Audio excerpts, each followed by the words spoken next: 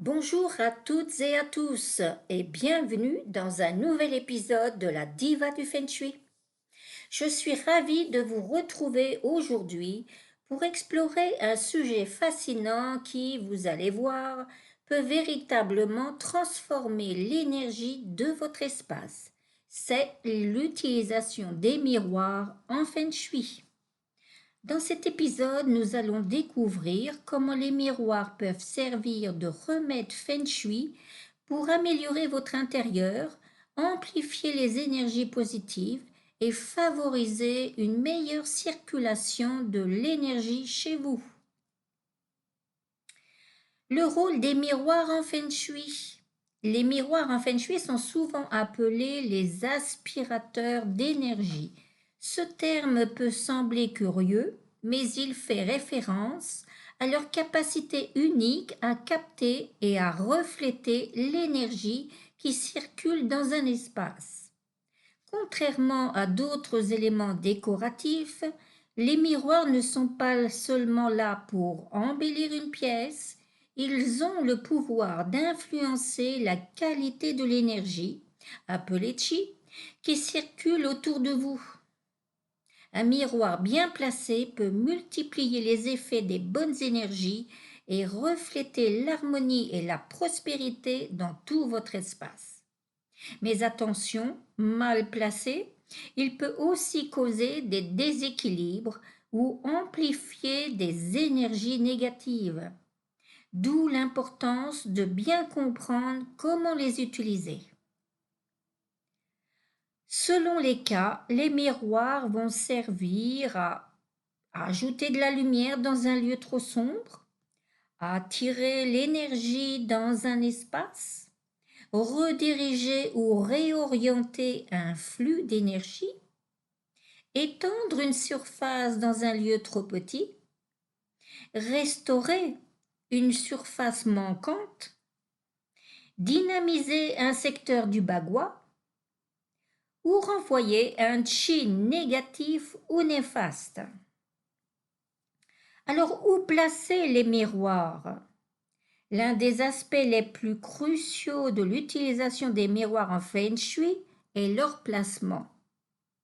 Voici quelques conseils pour tirer le meilleur parti de cet élément.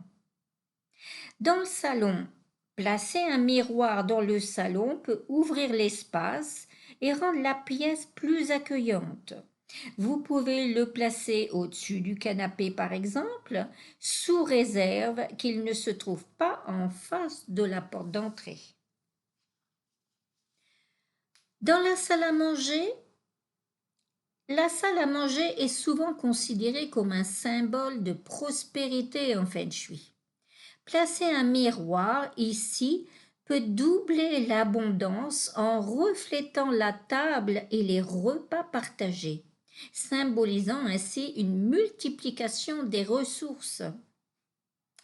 Dans la chambre, attention à l'utilisation des miroirs dans la chambre à coucher.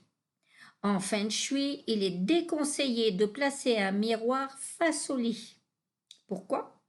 Parce qu'il peut perturber votre sommeil et amplifier des émotions ou des énergies qui ne sont pas propices au repos.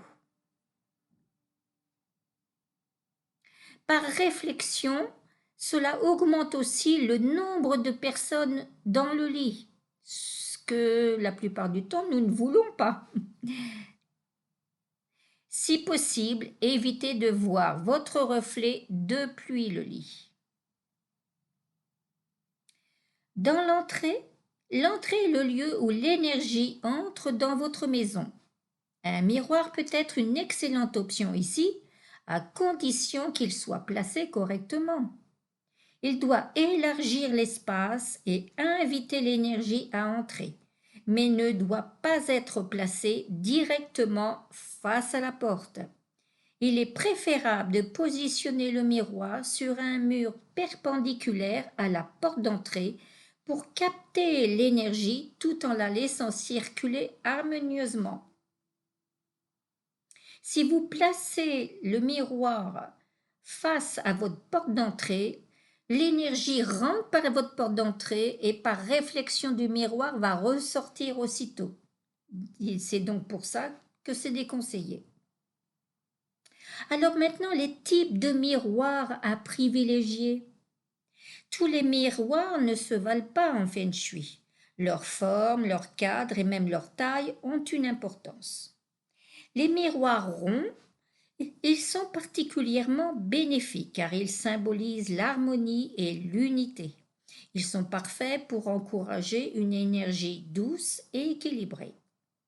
Les miroirs carrés ou rectangulaires, ils symbolisent l'équilibre et la stabilité.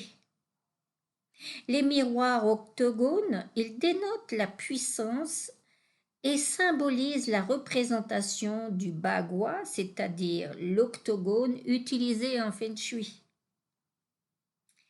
Les miroirs sans cadre, ils peuvent donner l'impression que l'énergie est ouverte, sans limite. C'est idéal si vous cherchez à agrandir visuellement un espace, mais à éviter si vous voulez plus de structure ou de stabilité dans une pièce. Les cadres en bois. Le bois est un élément en feng shui qui apporte une énergie naturelle et nourrissante. Si vous recherchez plus d'harmonie dans votre foyer, optez pour des miroirs avec un cadre en bois peut renforcer cette qualité. Vérifiez le miroir avant de l'acheter. Ils ne doivent pas avoir de défauts, y compris sur le cadre.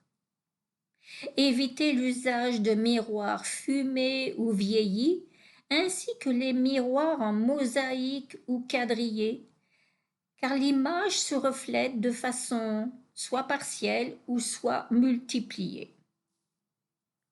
Alors les erreurs à éviter avec les miroirs. Bien qu'ils soient puissants, les miroirs peuvent parfois être mal utilisés. Voici quelques erreurs à éviter. Placer un miroir face à des éléments négatifs. Ne placez jamais un miroir là où il pourrait refléter quelque chose de désagréable ou de négatif, comme une poubelle ou des objets en désordre ou des angles vifs. Ce que reflète le miroir est multiplié, alors veillez à ce qu'il reflète uniquement des choses positives et harmonieuses. Des miroirs cassés ou déformants. Un miroir brisé ou qui déforme l'image est une très mauvaise idée en feng shui. Il crée une énergie déformée ou stagnante qui peut affecter les habitants de la maison.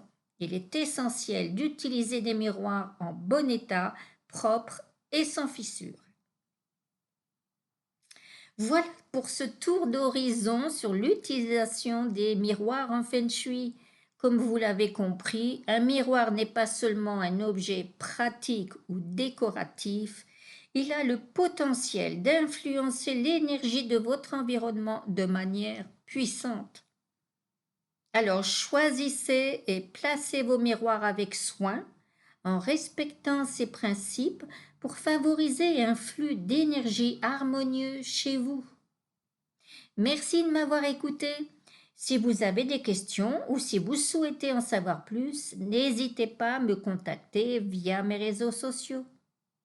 Si cet épisode sur l'utilisation des miroirs en feng shui vous a plu et que vous souhaitez en découvrir davantage sur l'harmonie de votre espace, pensez à vous abonner à ma chaîne YouTube.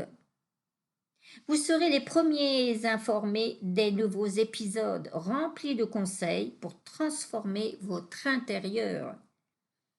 Rejoignez-moi dans cette belle aventure feng shui et créez un environnement qui vous ressemble. À très bientôt pour un nouveau rendez-vous feng shui.